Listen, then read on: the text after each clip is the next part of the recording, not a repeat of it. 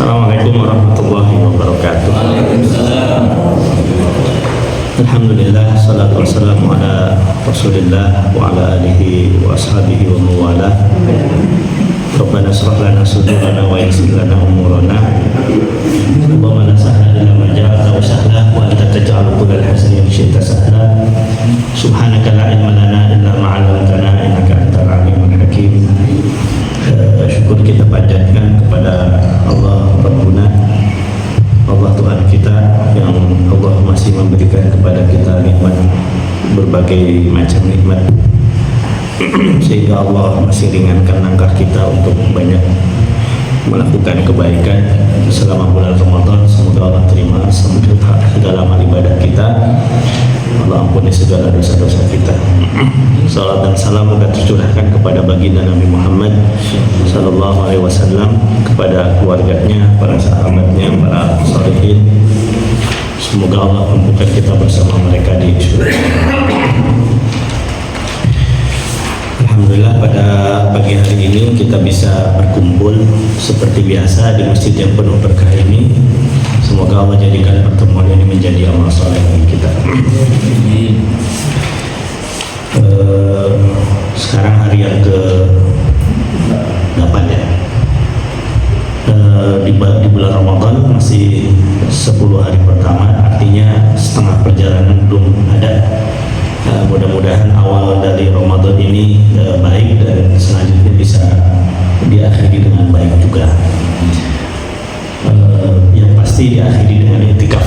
Tadi seperti Pak Ketua sampaikan, itikaf kita insya Allah lebih lebih ramai lagi, karena nanti ibu-ibu juga bisa itikaf. Cuman sepertinya 10 hari terakhir tidak ada sahur bersama karena Pak Heri tidak tanggung jawab.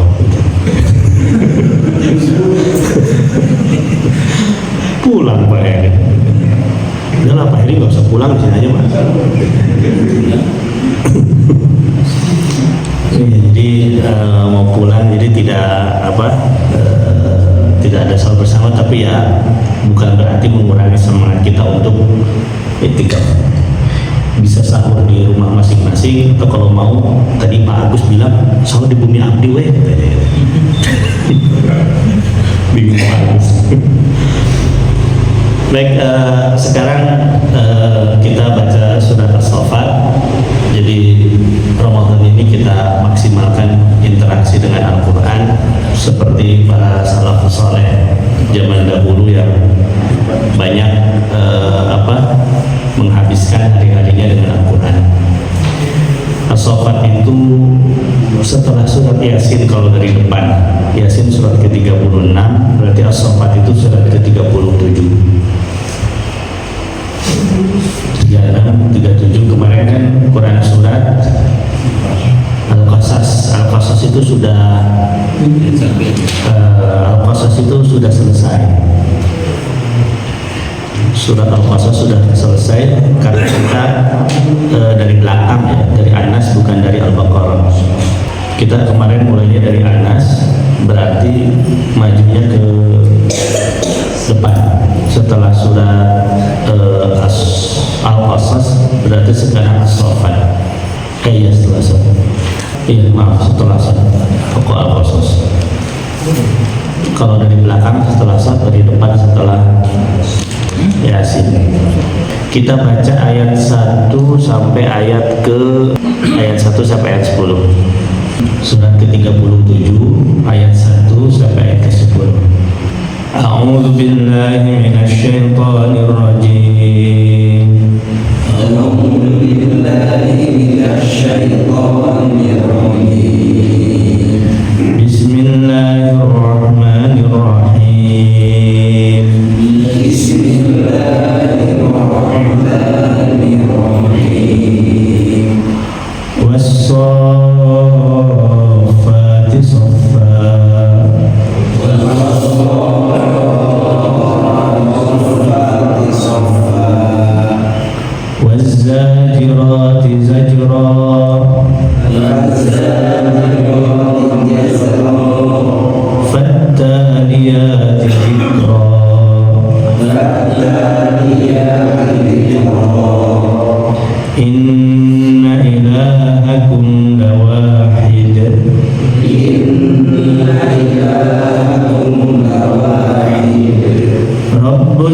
السماوات والأرض وما بينهما ورب المشارق رب السماوات والأرض وما بينهما ورب المشارق إنا زينا السماء الدنيا بزينة الكواكب إنا زينا السماء الدنيا بزينة الكواكب وحفظا من كل شيطان مارد وحفظا من كل شيطان مارد لا يسمعون إلى الملأ الأعلى ويقذفون من كل جانب لا يسمعون إلى الملأ الأعلى ويقذفون من كل جانب دحورا ولهم عذاب واصب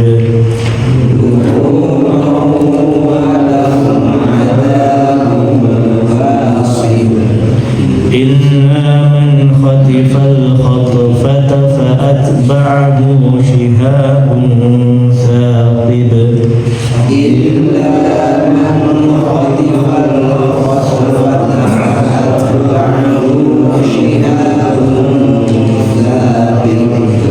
Kita baca sampai ayat 15 saja ya.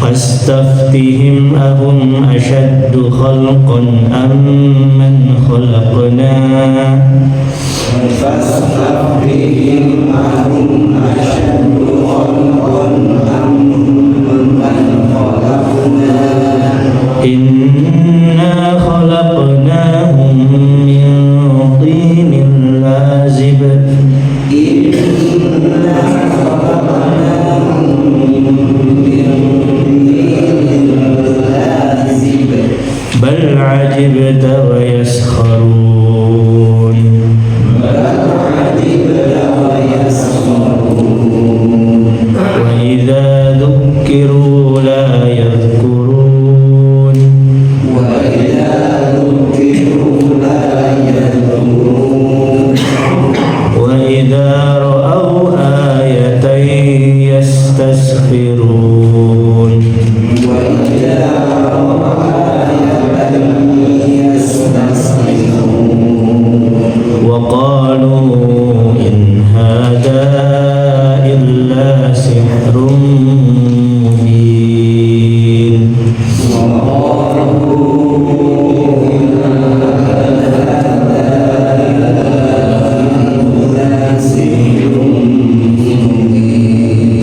Sadaqallahul azim.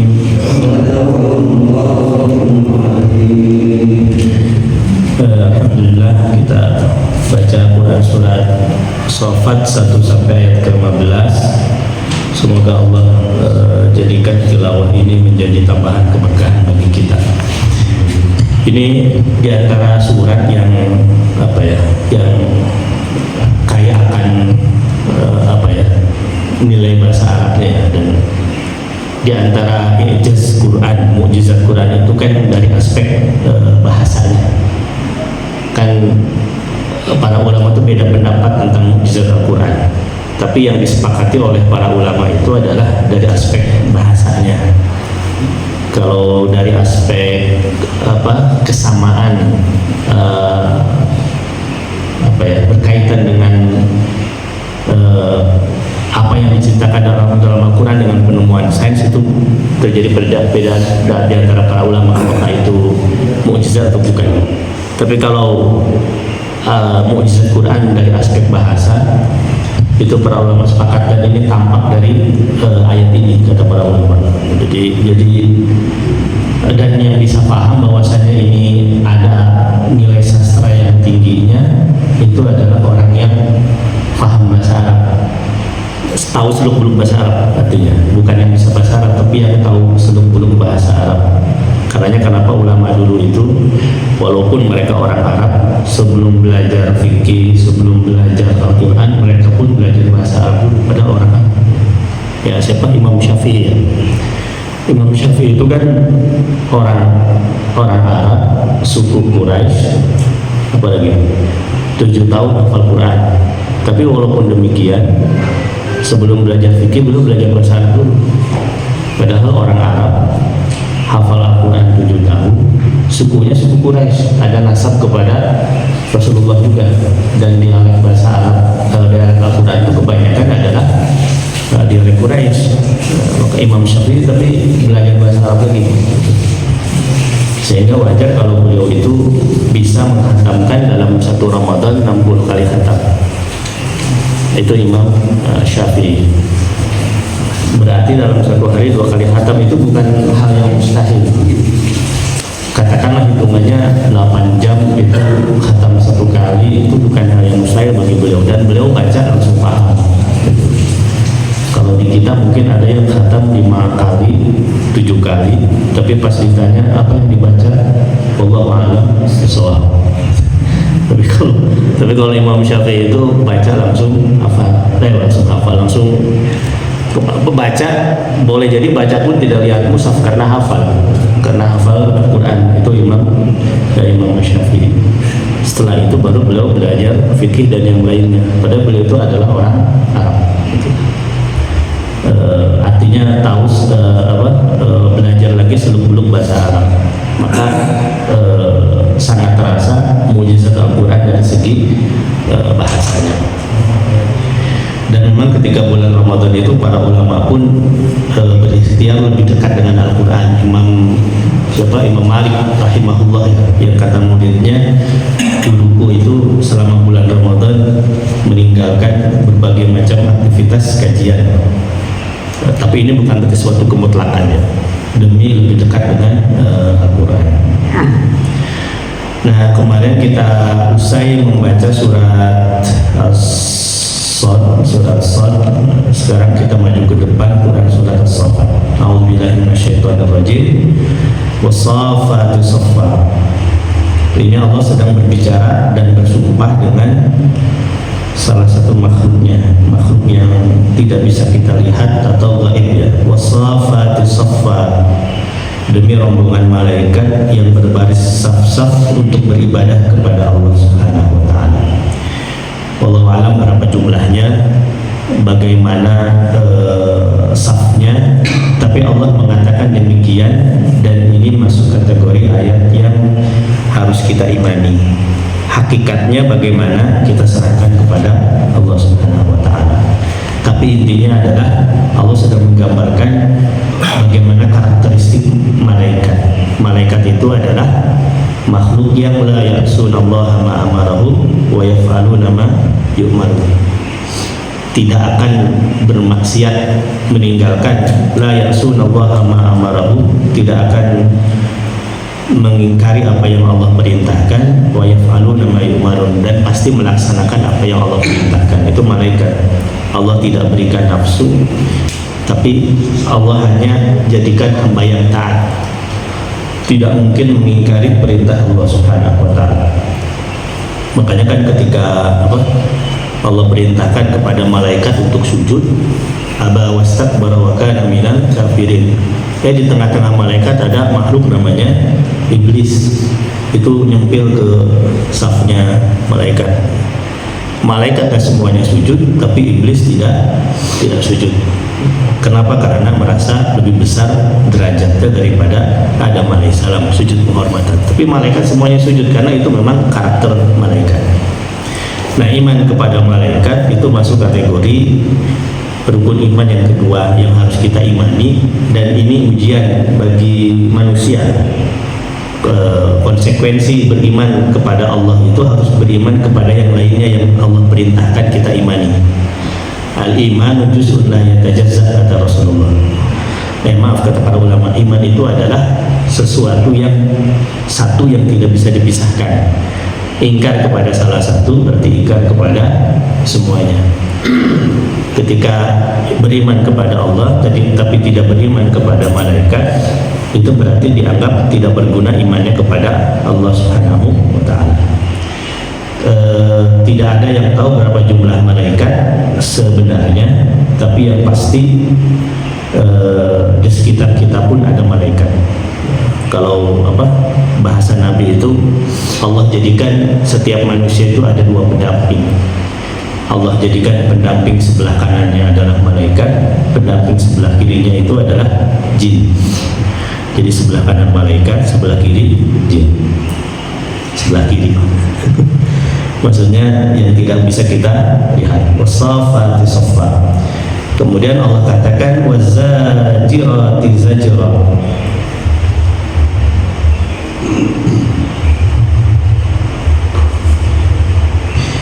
Yang selanjutnya Allah katakan wazajirati zajra, demi rombongan malaikat yang mencegah segala sesuatu dengan sungguh-sungguh. Ini ada malaikat yang kerjanya itu menjaga daripada kerusakan, karena memang tugas malaikat itu adalah menjaga, tidak mungkin melakukan kerusakan. Wadaliyati dzikra, demi rombongan malaikat yang membacakan peringatan.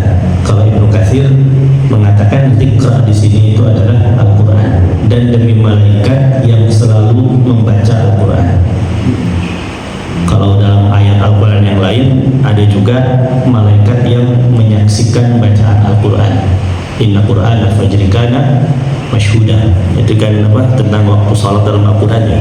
Aqimis salata liduluki syamsi ila ghasaqil laili wa Qur'an al-fajri inna Qur'an al-fajri kana masyhuda. Aqimis salata liduluki syamsi, jadikanlah salat ketika matahari tergelincir, ila ghasaqil lail, kemudian ketika malam hari, wa Qur'an al-fajri, dan waktu subuh, inna Qur'an al-fajri kana masyhuda. Dan waktu subuh itu adalah bacaan, waktu subuh itu adalah bacaan yang disaksikan oleh malaikat. Itu maksudnya sholat subuh. Nah, Ibnu Katsir menjelaskan apakah berarti bacaan selain sholat subuh tidak disaksikan malaikat? Disaksikan, tapi tidak seluruhnya. Nah, kalau sholat subuh itu semua malaikat menyaksikan bacaan sholat subuh. Makanya di antara sholat yang paling besar pahalanya itu adalah sholat subuh berjamaah. Dan sholat yang paling berat dilakukan oleh orang munafik itu adalah subuh dan isya. Subuh masih ngantuk, isya tos tunduh. Jadi itu paling berat. Asqalus sholat ala munafiqin, isya dan subuh. Tapi dibalik itu semakin berat ibadah dilakukan, pahalanya semakin besar. Tanyakan kata Rasulullah, kalau seandainya umatku mengetahui pahala dibalik sholat isya dan subuh berjamaah, la atauhuma walau habwa, akan datang ke masjid walaupun dengan cara merangkak. Semakin jauh masjid dari rumahnya, pahalanya semakin besar. Jadi yang rumahnya dekat masjid muter heula gitu, supaya semakin jauh ke masjid makin banyak langkahnya. Yang paling banyak pahalanya berarti saya dari Ciganjur. Nah, itu mengenai malaikat yang menyaksikan bacaan.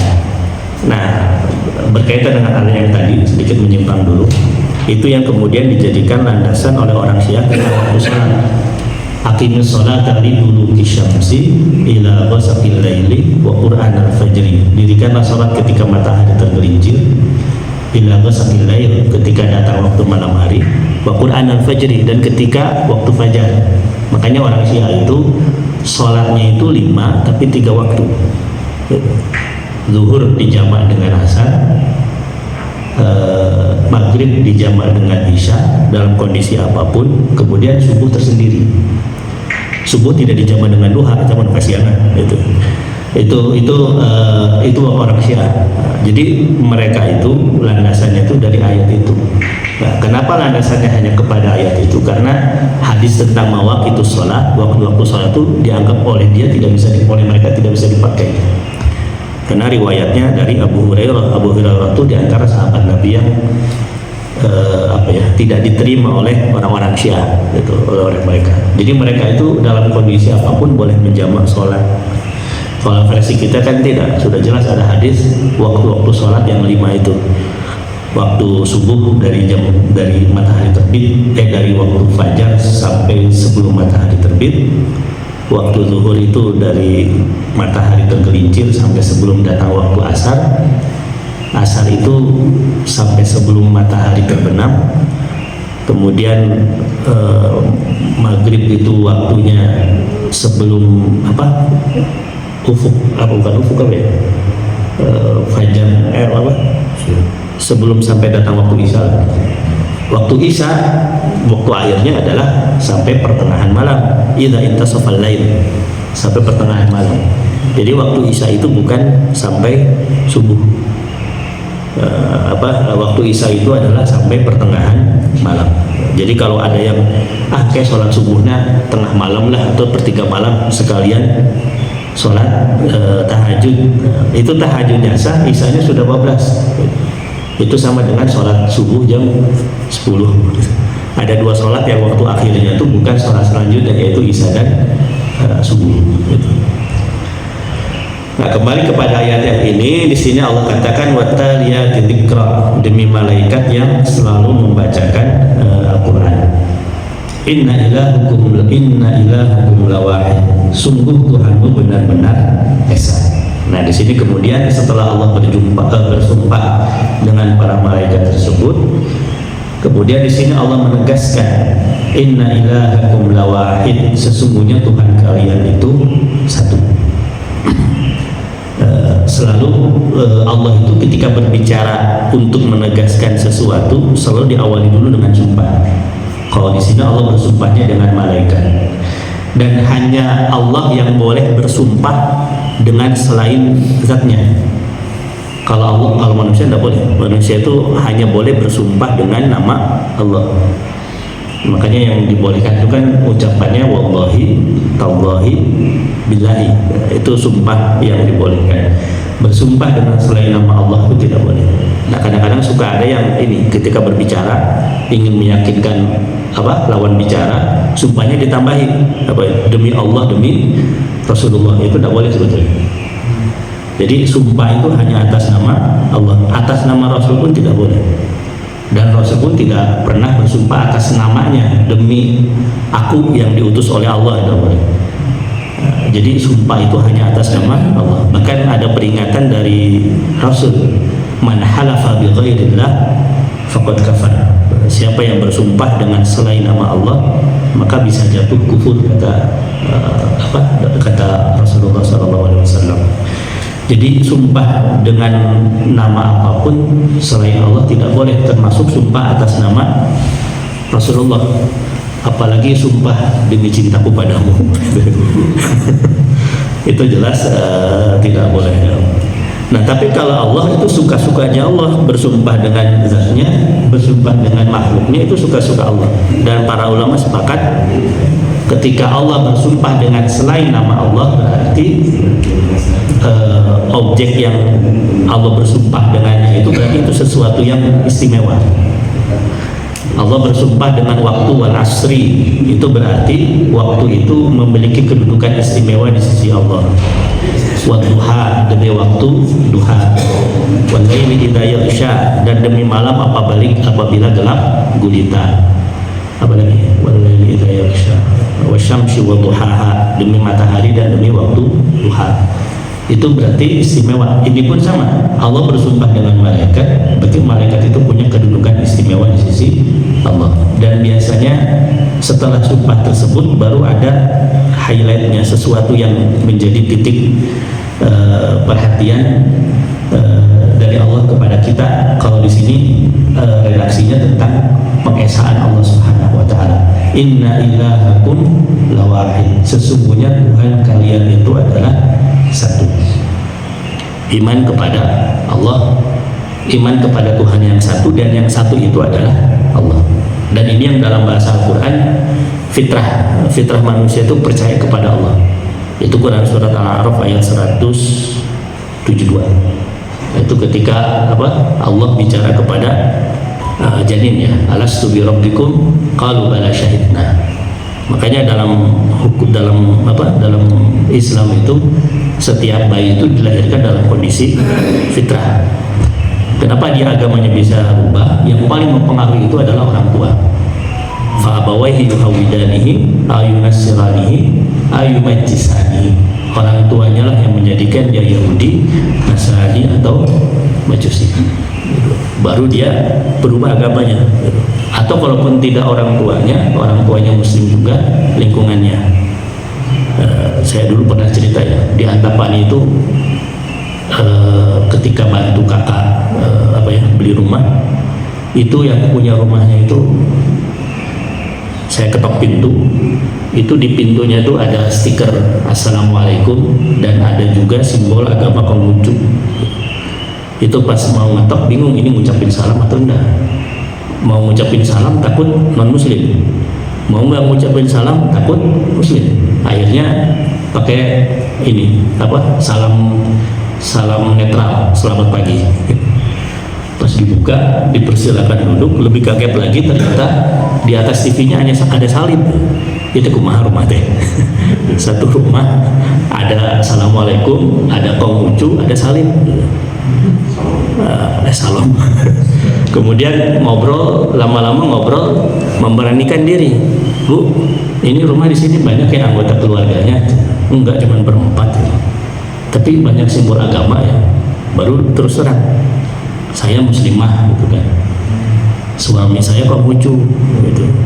Nah, anak saya 2, anak pertama Katolik, anak kedua Protestan. Gitu. Jadi satu rumah 4 agama. Gitu. Terus saya tanya, Bu tuh nggak pusing satu rumah 4 agama? Ini justru enak, 1 tahun 4 kali lebaran. Itu katanya. Saya ketika itu langsung berpikir, ini kok suami istri agamanya beda. Jelas itu perzinahan seumur hidup ya.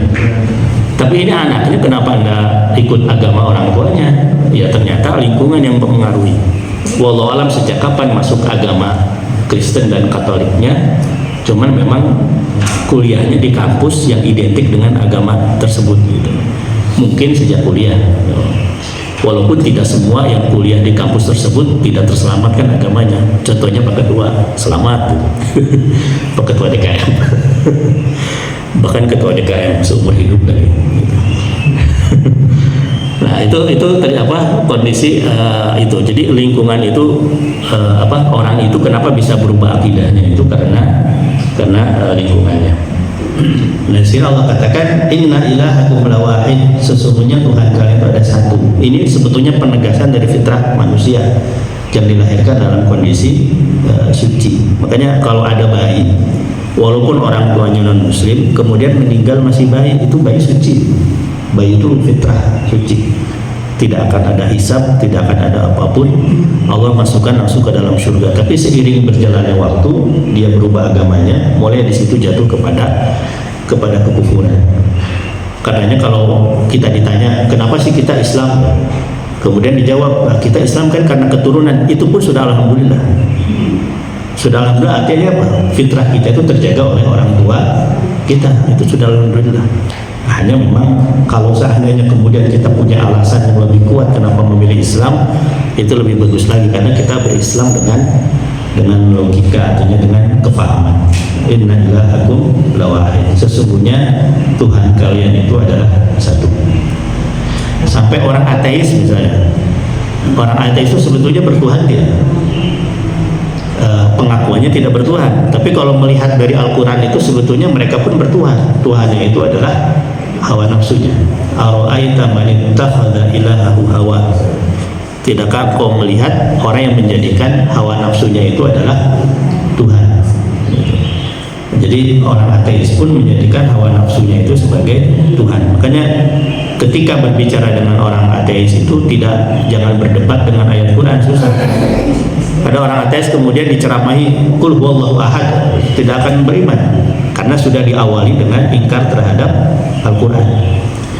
Karenanya pada zaman Khalifah Umar bin Khattab itu, ketika ada orang yang ateis itu, sama Umar tidak diceramahi, sama Umar dipanggil. Setelah ada di hadapannya, Umar bilang, Anda beriman tidak? Anda percaya adanya Tuhan tidak? Kata laki-laki ini, saya tidak percaya wahai Khalifah.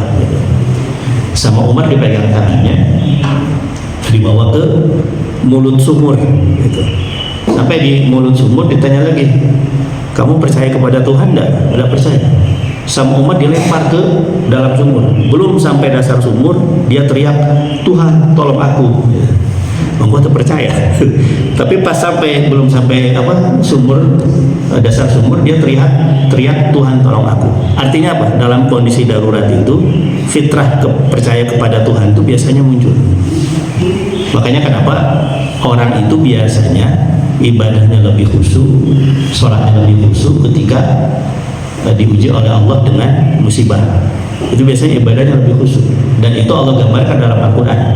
Manusia itu kata Allah, kalau lagi ada masalah dekat denganku, tapi ketika lepas masalahnya dia lupa bahwasanya akulah yang melepaskan masalah tersebut. Makanya kan kita lihat termasuk gaya, kalau lagi ada masalah biasanya lebih khusyuk doa. Atau ada orang yang jarang ke masjid, lagi ada masalah jadi rajin ke masjid. Tapi bukan berarti ada orang yang rajin ke masjid berarti banyak masalah, bukan. Pada rajin ke masjid seluruh masalahnya. Nah, itu mengenai fitrah ya. Jadi inna ilahakum lawahid, sesungguhnya Tuhan kalian itu adalah satu. Nah, siapa dia? Yaitu Rabbus samawati wal ardi wa ma bainahuma wa rabbul masyariq. Itu Tuhan langit dan bumi, atau Tuhan penguasa langit dan bumi. Wa ma bainahuma wa rabbul masyariq, Tuhan langit dan bumi dan apa yang berada di antara keduanya, dan Tuhan tempat-tempat terbitnya matahari. Ini tauhid rububiyah. Inna ilahakum lawahid, Tuhan kalian itu adalah satu, yaitu Tuhan yang menciptakan langit dan bumi dan penguasa langit dan bumi. Ini akidah rububiyah.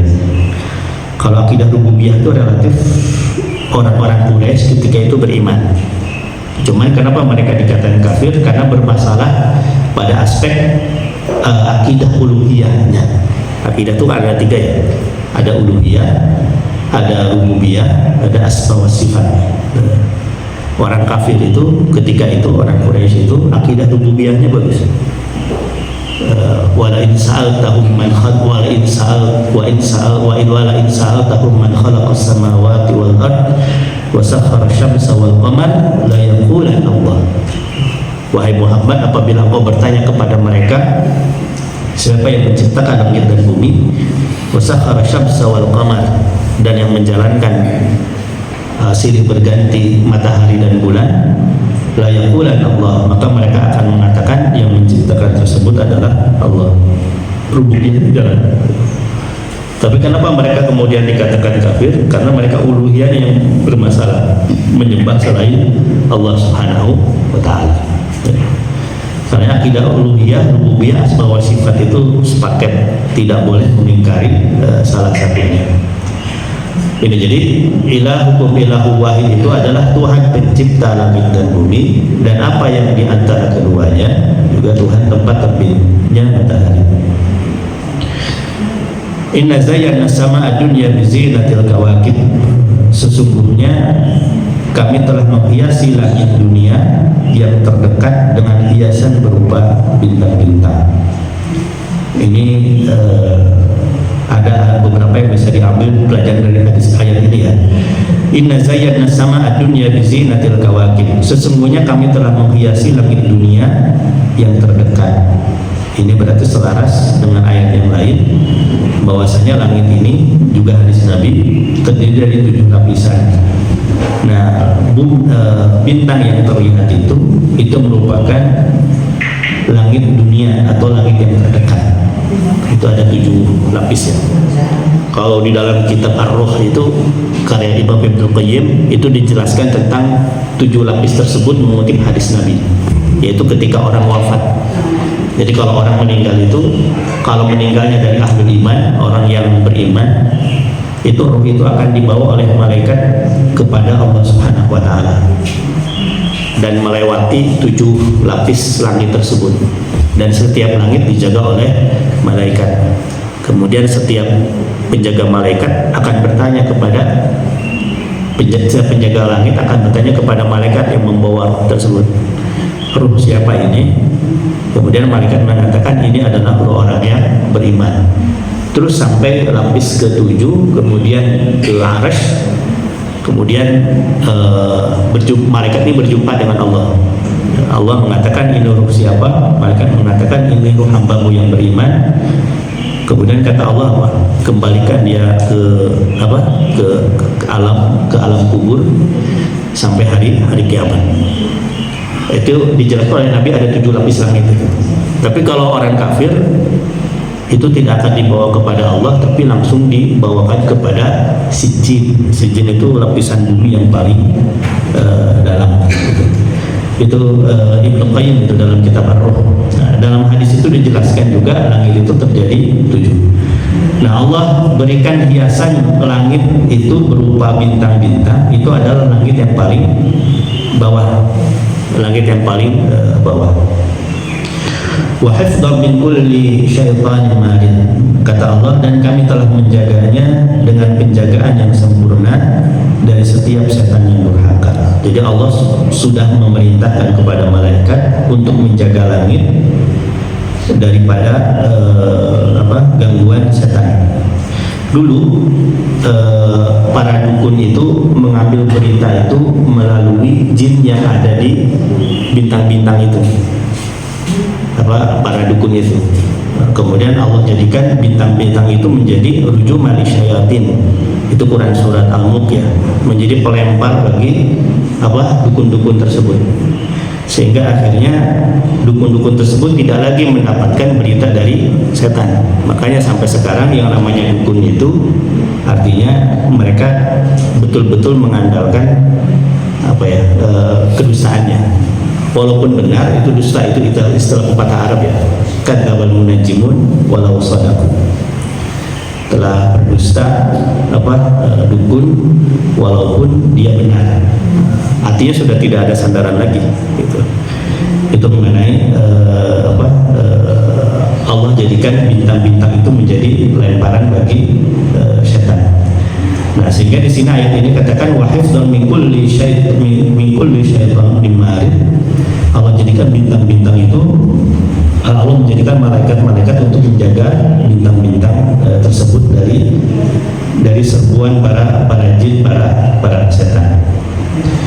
La yasma'una illa yasma'una ila al-mala'il a'la wa yuqdhafuna min kulli janib. Kata Allah, mereka setan-setan tidak dapat mendengar percakapan para malaikat dan mereka dilempari dari segala penjuru. Nah, ini mirip dengan tadi yang Quran surat Al-Mulk ya.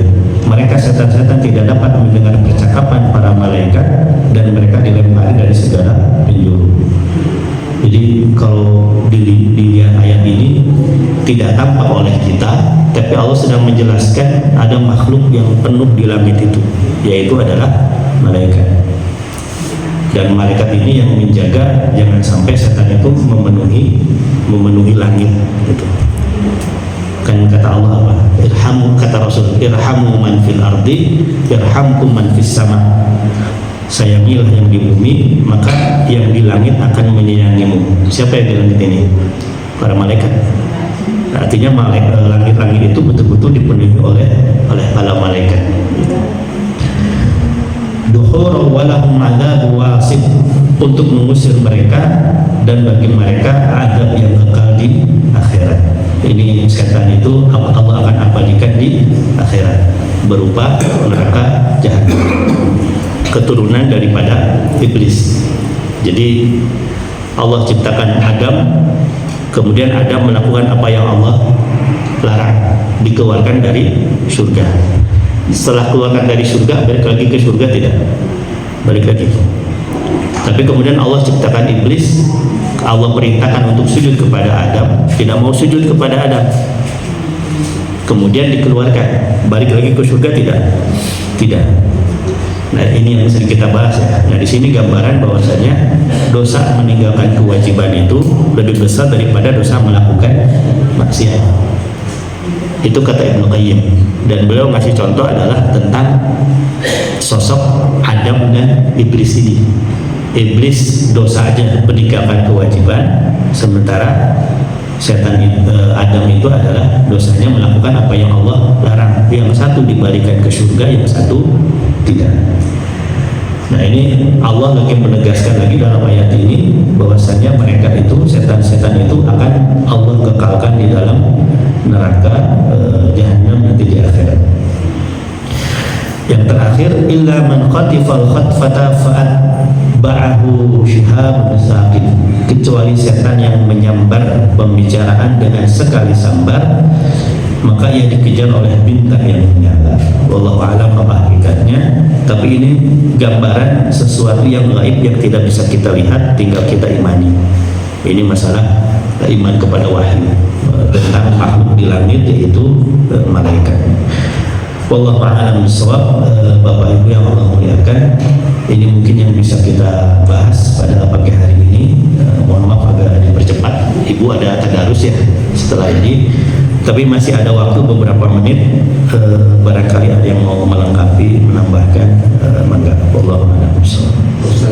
Enggak.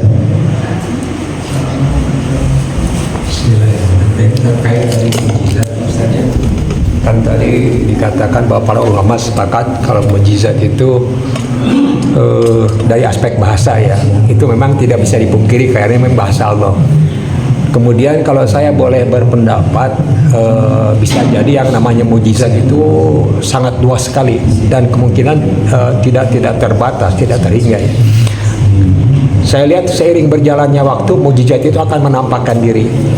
Sebagai contoh begini, banyaknya hafiz penghafal Al-Quran itu juga saya kira merupakan salah satu mukjizat tersendiri, karena itu di mata orang-orang non-muslim terutama itu suatu hal yang mencengangkan gitu ya. Kemudian ada lagi contoh hal lain terkait dengan keterkejutan para ilmuwan dalam temuan-temuan ilmu mereka di akhir abad, seperti perkembangan embrio ya di dalam surat Al-Mu'minin kalau tidak salah 12-14. Kemudian juga temuan mereka terkait dengan peredaran benda-benda langit ya. Ternyata itu semua di Al-Quran sudah ada. Mereka juga terkejut melihat itu gitu kan. Jadi saya kira itu juga merupakan mukjizat tersendiri ya. Kemudian yang kedua terkait tadi perjalanan ruh ke langit. Tadi ketika sampai kepada dilaporkan malaikat kepada Allah, kata Allah kalau orang soleh itu kembalikan ke kuburnya ya. Kalau kembalikan ke kubur ruh, namanya kan ruh itu. Kalau kembali ke kubur bisa jadi mungkin si ruh itu bisa hidup kembali. Karena saya mohon maaf Pak Ustaz. Yang saya baca di hadis Muslim itu, ketika Allah tanya ini orang soleh yang baunya harum, simpan dia di Sidratul Muntaha sampai hari kiamat. Kemudian datang lagi orang durhaka yang bau busuk, kata Allah apa? Simpan dia di penjara kubur sampai hari kiamat. Begitu yang saya baca di hadis Muslim. Mohon maaf Ustaz. Yang pertama dulu ya tentang ijazah Quran. Ada buku bagus namanya Ijazah Quran ila Aina. Hadis Ijazah Quran karangan Profesor Dr. Musa'id bin Sulaiman At-Tayyar. Beliau guru besar tafsir di Universitas Islam Madinah. Nama judulnya Ijazah Quran ila Aina. Kemarin saya sempat nulis paper jurnal membahas tentang itu. Jadi beliau itu banyak mengkritisi di dalamnya itu tentang definisi ijaz dan contohnya, definisi mukjizat dan contohnya. Di antaranya itu beliau mengkritisi tentang mukjizat Al-Quran berkaitan dengan penemuan ilmiah sekarang, ya kemudian dikaitkan dengan apa yang Allah firmankan dalam Al-Quran 14 abad yang lalu. Ternyata banyak kemiripan. Nah, beliau itu mengkritisnya dari aspek ini. Definisi mukjizat itu apa, kata beliau. Nah, para ulama itu sepakat mukjizat itu di antara karakteristiknya itu yang pertama di luar kemampuan manusia. Otomatis yang kedua di dalamnya itu ada hal yang sifatnya itu tantangan dari Allah supaya mendatangkan yang semisal dengannya. Gitu. Itu kan mukjizat itu ya. Makanya kan ketika berkaitan dengan mukjizat Al-Quran, apa kata Allah itu? Fa'tu bi suratin min misli wa ta'u syuhada'akum min dunillah in kuntum